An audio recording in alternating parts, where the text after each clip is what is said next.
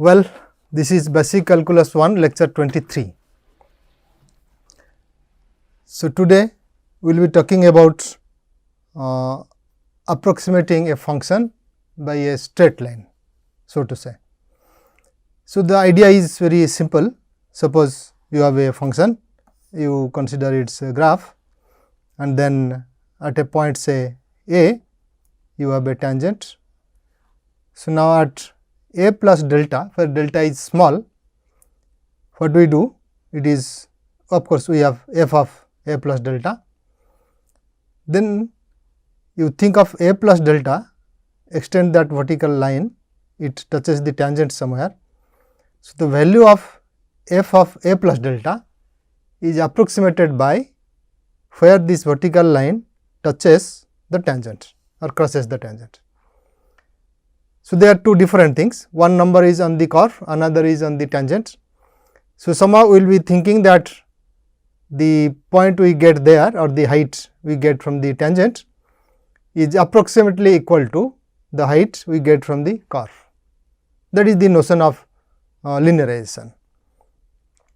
So, from the tangent formula also you can get directly, but we have a better way of doing it. We will say we will use the mean value theorem and see how it is being done. So, remember mean value theorem, the conclusion of it says that f of x equal to f of a plus f prime c into x minus a, where c is a point between a and x. Of course, under certain conditions f prime c must be must exist at least, that is f is differentiable inside an open interval and f is continuous over that closed interval, x is a point within that open interval. Okay. So, this c is between a and x, that is how f of x would look like. Now, if x is very near a, you may think of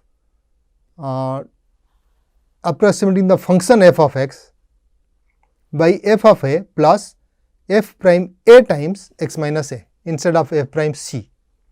So, that is basically the notion of linearization. We say that when x is close to a, we may think of f prime a is close to f prime c, it is an approximation of f prime c.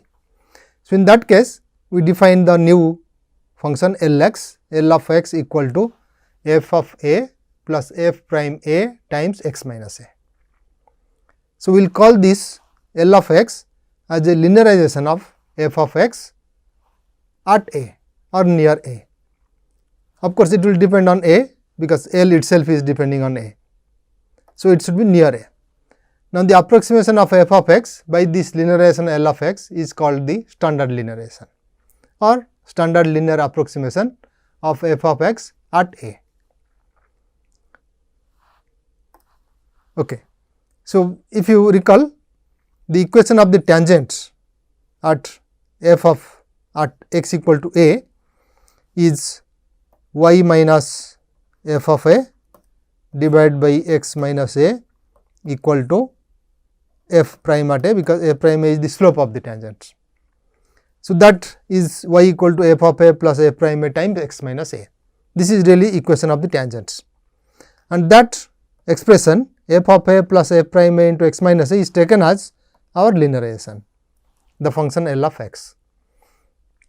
So, in a certain sense, since x is variable, it is lying in a neighborhood of a, we will say that f defined over that neighborhood is approximated by this L of x, that is why this linearization. Thus, the linearization of f x at x equal to a approximates the value f of x, okay, where the y coordinate on the tangent at a f of a is that f of x. So, it is really the y coordinate which comes from the tangent. So, if you take the tangent equation and then compute as our vertical line, it would give rise to the same expression. That is what it says. But most important is, it is not only one point, it is over a neighborhood. We are talking of the function for which L of x is an approximation. So, this is the notion of linearization of f of x at x equal to a. So, let us take an example. Say we think of the function f of x equal to cosine of x. It is of course defined everywhere. We want to linearize it or take a linearization of this, a linear approximation of this function at x equal to pi by 2. So, L of x is equal to f of a, which is cosine pi by 2, plus f prime at pi by 2, f prime of cosine x is minus sin x. So, minus sin x is evaluated at a, which is minus sin pi by 2 into x minus a or x minus pi by 2. Now, sin of pi by 2 is 1. So, this cosine of pi by 2 is 0. So, this gives minus of x minus pi by 2, or it is minus x plus pi by 2. So, this is the linearization of cosine x at x equal to pi by 2. So, if you take a very small neighborhood around pi by 2, then the values of cosine x will be approximated by values of L of x in that neighborhood. That is the notion. Okay, let us take another example. Say f of x equal to 1 plus x to the power k. K is some natural number or even rational numbers you can take. So, now what is f prime 0? It is k times 1 plus x to the power k minus 1. So, at 0, so we substitute x equal to 0 to get equal to k.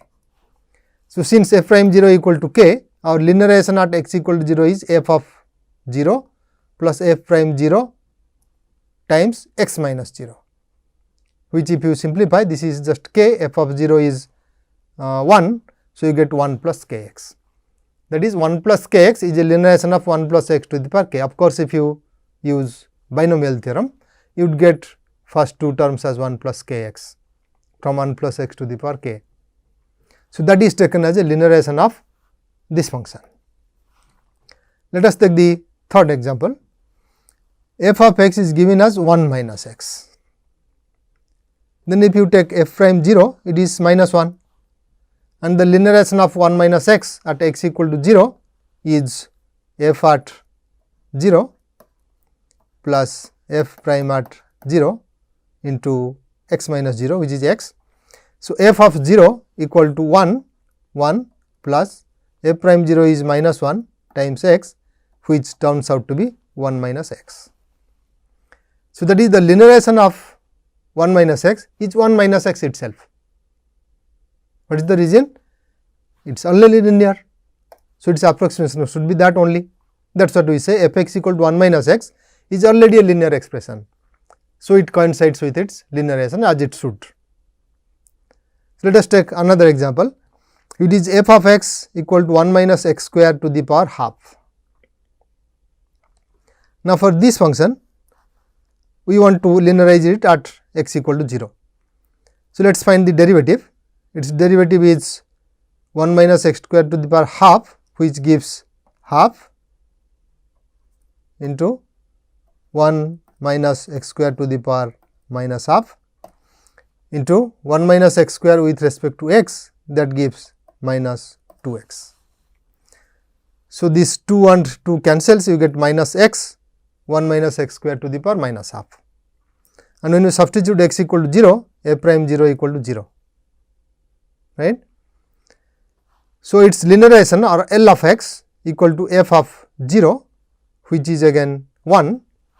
So, it is f of 0 is 1, f prime 0 is 0. So, linearization is 1 itself, L x equal to 1.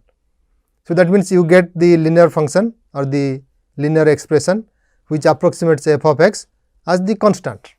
It does not have x in itself even, right. It can so happen, and that happens because f prime 0 equal to 0. The tangent is horizontal there. So, you get the constant as the linearization, which is 1, okay, because the tangent of the graph at f x is y equal to 1 itself, horizontal tangents. So, you do not get any difference between that and the tangent line y equal to 1. Okay. So, this is how it goes.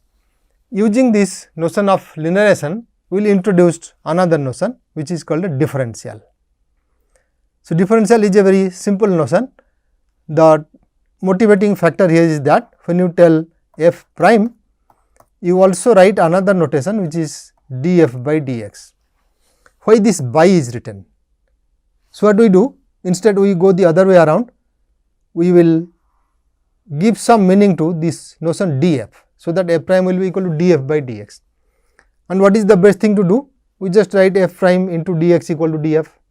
That way we can see this as a ratio. So, that we will write the change in y equal to fx at a. Suppose you write the change in x, that is x is in a neighborhood of a. So, you can take that instead of h we write the delta x. So, it can vary from anywhere in that neighborhood. Let us call that difference as delta x.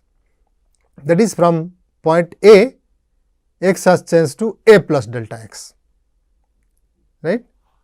Instead of a now, we have a nearby point which is a plus delta x. Now, when x changes from a to a plus delta x, y also changes. So, how does it change? Let us write that change as delta y. So, delta y is f of a plus delta x minus f of a. That is the change in y corresponding to the change in x at a. So, we have now delta x, the change in x, and delta y, the change in y. We take the ratio. So, that ratio you remember, when you take f of a plus delta x minus f of a divided by delta x, that ratio in the limit when delta x goes to 0 gives you the derivative at a, that is f prime a. So, looking at that, what we do? We write another expression which is called the differential now. Differential of y, which we write as dy at x equal to a, is f prime a times dx. So, we take this dx is equal to delta x really. So, it is f prime a delta x, that is the differential. Okay. So, there are some advantages by introducing this notion. So, first thing is you look at the change delta y. So, this dy which is f prime a dx or f prime a into delta x, this is really an approximation to delta y. Why is it an approximation? Because delta y equal to f of a plus dx, a plus delta x minus f of a. That is our definition of increment in y or change in y. So, that this is equal to, in the limit you get divided by delta x to be f prime a. So, we take that to be f of a plus delta x minus f of a, which is dy. So, that is approximately equal to f of a plus delta x, or we say f of a plus delta x is approximately equal to f of a plus dy. So, that is fairly straightforward. All that we say here is that we have the differential dy and we have the increment delta y. Now, if you take delta y by delta x, in the limit this approaches f prime at that a. So, we can say delta y is approximately equal to f prime of a times delta x, and delta y is equal to f of a plus dx minus f a. So, you get f of a plus dx on the left side and you take to the other side, this is really will be approximately equal to f prime a delta x plus f of a, and f prime of delta x is our dy. So, you get f a plus dy. Okay. So, let us look at how we are going to do. All that we remember here is that the increment delta y is approximately equal to the differential dy, and differential dy is equal to f prime a dx. So, let us see how this approximation helps. Suppose we have a radius of circle, say we take a circle of radius 10, we have a circle of radius 10. Now, what do we do? We increase the radius to 10.1, say we have radius 10 of a circle. Now, we increase that to another circle, this radius being changed to 10.1. So, we get another circle. Okay. So, now you see the area of the circle is changing. Okay. So, you want to see that how the area changes or how much it is changing, approximately how much it is changing, that is the question here. So, the radius of a circle of radius 10 increases to 10.1. Now, how do we estimate the change in the area? Well, if radius is x, then the area of the circle is pi times x square. So, we define the function y equal to f x equal to pi x square. Now, the differential formula gives the estimate as the change in y, change in the area is approximately equal to the differential dy. So, what is dy? dy is f prime a times dx. So, now when you take f prime, it is pi into 2x. So, 2 pi x into dx at any point x. So, we want x, our x was 10 earlier, that is our a. So, pi times 10 into dx, which is 0.2, which is equal to 2 pi. So, our delta y, the increment in y is approximately equal to the differential dy at x equal to 10, which is equal to 2 pi. But what is exactly this delta y? That we can compute directly, of course. We have changed from x equal to 10 to x equal to 10.1. So, this delta y will be really giving, let us do it fresh.